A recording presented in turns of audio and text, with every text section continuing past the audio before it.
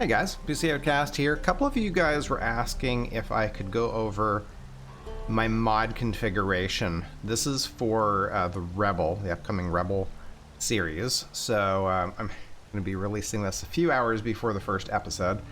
Okay, so let's just go through the thing. For acrobatics, acrobatics and athletics, I didn't change anything. I think you can change a lot of stuff. You can change your carry weight modifier, stamina modifier, your XP config. I just leave it as is. It seems to level up perfectly fine. I haven't noticed any big problems with that, so that's all as is. Same thing with armor rating redo. I just leave this on the default, which is hyperbolic.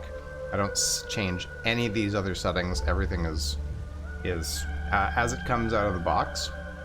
For attribute training, this time I decided I left all this stuff the same, but let's see, yeah, so I left the experience level the same, the amount that you get for character level experience, so that's when you level up and you choose an attribute, you get 750.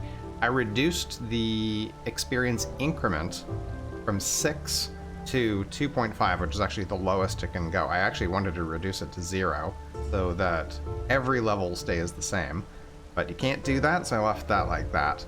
And decay rate, this is what I played around with a little bit for the courier and ended up reducing it. I think the default settings are 3 for health, 8 for stamina, and 5 for magicka. So I reduced them by about a third to a half. I think actually reducing stamina by a half might be a little bit too much, so you might want to reduce that to 5 or 6 instead of the default 8, and then leave health 2 instead of 3, magicka 3 instead of 5. That seems to be fairly good. We'll see how that goes. I think this actually might be slightly OP. You will end up with more attributes than you would if you just were putting, level up points into attributes. So you might want to tinker with that a little bit. The idea I'm thinking about that is like to try to balance it to approximately what you would get if you were just putting points in, is because you also are getting these like extra abilities, you could say, right? You're getting health regen, resistances, armor rating, doing more physical damage, reflecting damage, stamina regen, magicka regen, all that kind of stuff. Increases your magic power. Like, there's a whole bunch of extra perk bonuses to using attribute training mod. So I can see why the mod author made it that you don't actually gain as much experience. I mean, as much flat out attributes as you do in vanilla because of the extra things, but I found that the default settings make you kind of weak for your level.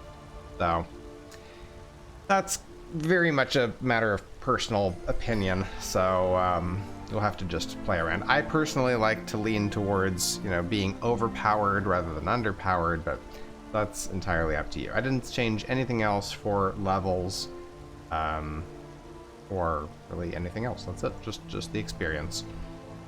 For CGO, in case you're interested, I change a leaning multiplier for first person to 0. It's normally 1. And camera noise is also 1. I reduce that to 0 because I get sick from the head bobbing stuff, so I completely eliminate that. And the third person leaning I also reduce from 1 to 0.75 because I find the 1 is a little bit too much. You're kind of leaning almost almost 45 degrees. So that's a bit excessive, so I just reduced that a little bit. And well, for experience multipliers for this particular playthrough, I've got it at 1.5. The base is obviously 1. That doesn't really make that much difference. And for lock overhaul, you probably saw me actually adjust this in a recording, but I reduced Apprentice from 25 to 20, Adept from 50 to 40, Expert from 75 to 60, and Master from 100 to 80. So we'll be able to break Master locks by the time our one-handed skill, I changed allow all weapons to all. Once our one-handed skill is at 80, we'll be able to break into Master locks. And I think that's it. I don't think I really changed much of anything else. Might have changed timing. Yeah, increased Hearthfire to 20. Should probably do this as well. Yeah, let's actually, while I'm talking to you, we're gonna enable vampire attacks, and we're going to increase the timing for that to, let's do it maybe a little bit before Hearthfire, and set the recruit time to 20, maybe, something like that. So vampire attacks start, and then actually, you know what?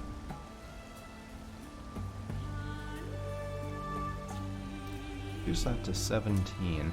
Let's actually increase that to 22.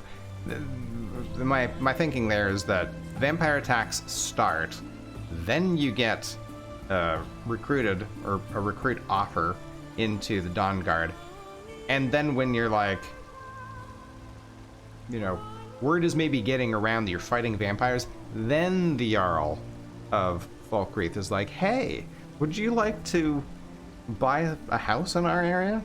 You know, I don't know if that's completely reasonable, but there you go. That's good enough. Okay, I think that's it. I didn't change anything else in Wildcat. That is all default as well. Oh, because of using Valhalla, I reduced stamina costs to 0, because Valhalla has its own stamina management thing, and also disabled timed block. So I'm not using timed block for that. I also have a mod that disables timed block for Ordinator, so that Valhalla is the only one that is handling timed blocking and stamina management. Okay? I think that's it. I don't think I changed anything else. If you have any suggestions for any of the other mods, anything that you think I should probably change, let me know. Alright, thank you very much. We'll see you in, well, episode 1 of The Rebel. Take care.